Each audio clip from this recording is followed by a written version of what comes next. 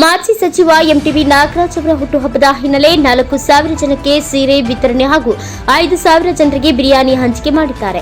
ತಮ್ಮ ನಿವಾಸದ ಬಳಿ ಅಪಾರ ಸಂಖ್ಯೆಯ ಕಾರ್ಯಕರ್ತರು ಹಾಗೂ ಕುಟುಂಬಸ್ಥರ ಸಮ್ಮುಖದಲ್ಲಿ 74ನೇ ವರ್ಷದ ಹುಟ್ಟುಹಬ್ಬ ಆಚರಿಸಿಕೊಂಡ ಅವರು, ಜನಸೇವೆಗೆ ನನ್ನ ಹಾಗೂ ನಮ್ಮ ಕುಟುಂಬದ ಜವಾಬ್ದಾರಿಯಾಗಿದೆ.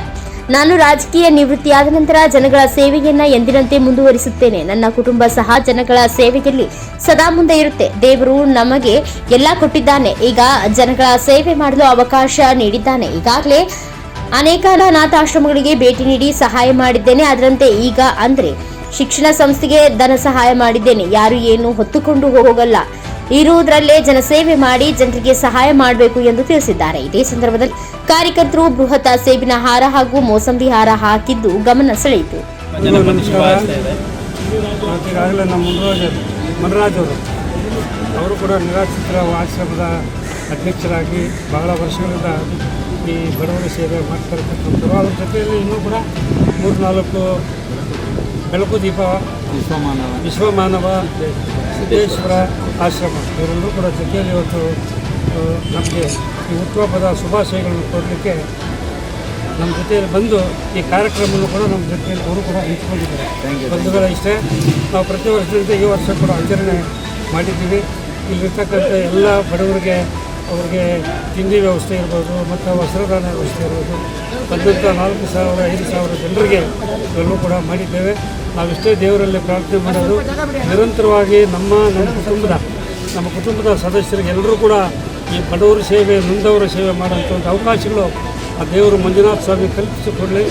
ಆರೋಗ್ಯ ಭಾಗ್ಯ ಒಂದು ಕೊಟ್ಟರೆ ನಮ್ಮ ಜೀವನ ಪೂರ್ತಿ ನಾವು ಕೂಡ ಈ ನಿರಂತರವಾಗಿ ಬಡವರ ಸೇವೆ ಮಾಡಬೇಕೇ ಅನ್ನೋದೇ ನಮ್ಮ ಆಸೆ. ನಾವೆಲ್ಲ ನೋಡಿ ಬಂದಿದ್ದೀವಿ, ವ್ಯಾಪಾರ ಮಾಡಿದ್ದೀವಿ, ರಾಜಕೀಯ ಮಾಡಿದ್ದೀವಿ, ಎಲ್ಲದರಲ್ಲಿ ನಾನು ಸೇವೆ ಮಾಡಿಕೊಂಡೇ ಬಂದಿದ್ದೀನಿ. ಇವತ್ತು ಕೂಡ ನಾನು ರಾಜಕೀಯದಿಂದ ನಿವೃತ್ತಿ ಆದರೂ ಕೂಡ ಮುಂದಿನ ದಿನಗಳಲ್ಲಿ ನಿರಂತರವಾಗಿ ಈ ನೊಂದವರ ಸೇವೆ, ಬಡವರ ಸೇವೆ, ನಿರಾಶ್ರಿತ ಸೇವೆ, ವೃದ್ಧಾಶ್ರಮಗಳ ಸೇವೆ ಮಾಡಲಿಕ್ಕೆ ನಾನು ನಿರಂತರವಾಗಿ ಮಂಜುನಾಥ ಸ್ವಾಮಿ ಅನುಗ್ರಹ, ನಮ್ಮ ತಂದೆ ತಾಯಿಯವರ ಆಶೀರ್ವಾದ, ಸಾರ್ವಜನಿಕರ ಆಶೀರ್ವಾದ, ನಮ್ಮ ಅಭಿಮಾನಿಗಳ ಆಶೀರ್ವಾದ, ಎಲ್ಲರ ಆಶೀರ್ವಾದದಿಂದ ನಾನು ದೇವರಲ್ಲಿ ಪ್ರಾರ್ಥನೆ ಮಾಡಿ ಎಲ್ರಿಗೂ ಆರೋಗ್ಯ ಸಕಲ ಸಂಪತ್ತನ್ನು ಕೊಟ್ಟು ಅವ್ರ ಇಷ್ಟಾರ್ಥ ಸಿದ್ಧಿ ಮಾಡಲಿ ಅಂತೇಳಿ ಮಂಜುನಾಥ ಸ್ವಾಮಿ ದೇವರಲ್ಲಿ ಪ್ರಾರ್ಥನೆ ಮಾಡಿ. ಎಲ್ರಿಗೂ ನಮಸ್ಕಾರ. ನಾನು ಮುನಿರಾಜ್ ಅಂತೇಳಿ, ನಾವು ಕೂಡ ದೃಷ್ಟಿದೋಷ ಉಳ್ಳಂಥವ್ರು. ನಮ್ಮದು ಶ್ರೀ ಕಲಾಜ್ಯೋತಿ ವಿಶೇಷ ಮಕ್ಕಳ ಪುಣ್ಯಾಶ್ರಮ ಅಂತೇಳಿ ಒಂದು 50 ಮಕ್ಕಳು ವಿಶೇಷ ಚೇತನ ಮಕ್ಕಳಿದ್ದಾರೆ.